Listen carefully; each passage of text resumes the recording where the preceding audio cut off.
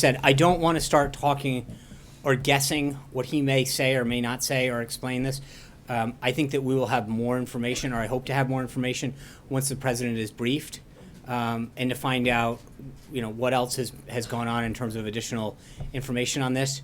But I do think it is a starting revelation, and there's a lot of questions that need to get asked. I think it's interesting. All of the questions are in the presumptive negative towards us, as opposed to, why was this taking place? Why were people surveilled? Ostensibly they were involved in the campaign. Well, that's why rushing through the healthcare law, jamming it through, when in fact they actually. He briefed the media before he briefed us. He went down and talked about what he had found. So, it's interesting. I didn't see any complaints from you guys when he went down and held a press conference for the umpteenth time, talking about his findings and what he's found. There's no complaints from the media when he shares what he's found with you guys. But when he wants to come up here and tell us this is where the investigation stands and here's what I've learned,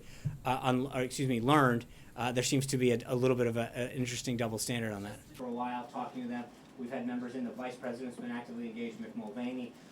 Last time they were promised something that didn't turn out. I can't promise something that a doctor stays in a plan or a plan stays there. But that's a bit different. We understand that we're letting market forces come into play here. Competition. Doctors can change what insurances they take. Plans can come in and out of markets. What I think we can be assured of is a couple things. One is that currently, under Obamacare, premiums are set to continue to skyrocket. We've seen an average of 25%. We've noted before in Arizona they've gone up 116%. I think there's no question that the additional competition and amendments that have been brought into this discussion will help lower the trajectory of that. His team, as we continue to consider and enact policies like the American Health Care Act. Number two is I think that there's going to see greater choice. So I think those are the things that we're willing to talk about being part of this plan, because you can't.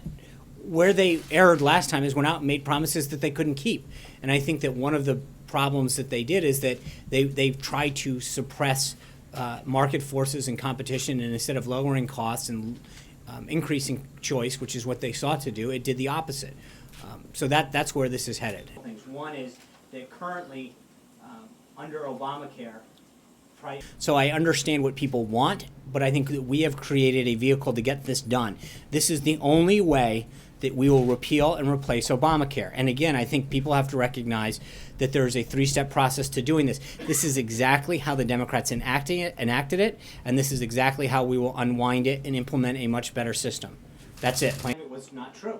I mean, she wasn't obtaining a security clearance. Ivanka has decided to go above and beyond and act in certain ways to ensure that she complies with certain rules by maintaining the Federal Records Act, getting a security clearance so that if she is privy to any information that is classified, she has to abide by the same rules and regulations in terms of being in a room and how it's handled, et cetera. We've taken appropriate measures to do that. I mentioned the statement yesterday, and we'll stick by it. Government, especially here in the White House, you fill out a security clearance form, you fill out an employment